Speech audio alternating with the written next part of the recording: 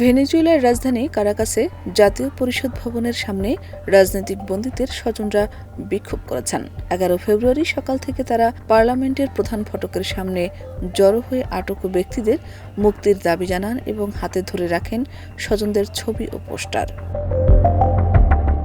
বিক্ষোভকারীদের অভিযোগ, বিরোধী মত দমন ও সাম্প্রতিক রাজনৈতিক অস্থিরতার পর বহু কর্মী ও সমর্থককে আটক করা হয়েছে। অনেক পরিবারের দাবি, তাদের স্বজনদের বিরুদ্ধে আনুষ্ঠানিক অভিযোগ স্পষ্ট নয় এবং দীর্ঘদিন ধরে আদালতে হাজিরা ছাড়াই আটক রাখা হয়েছে।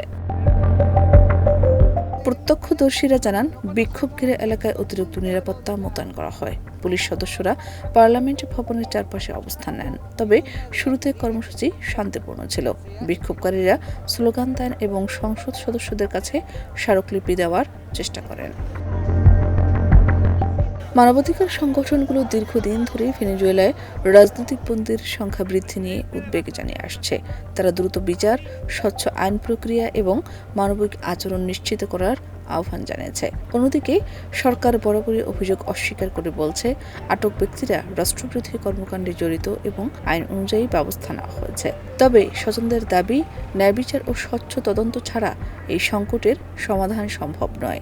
তাদের ভাষায়, আমরা রাজনীতি চাই না, চাই আমাদের পরিবারের মানুষগুলোকে ফিরে পেতে। পরিস্থিতি ঘিরে কারাকাসে উত্তেজনা বিরাজ করছে, আর রাজনৈতিক অচলাবস্থার মধ্যেই মানবাধিকার প্রশ্নটি আবারও সামনে চলে এসেছে। শাহনাজ পারভীন, দেশ রূপান্তর।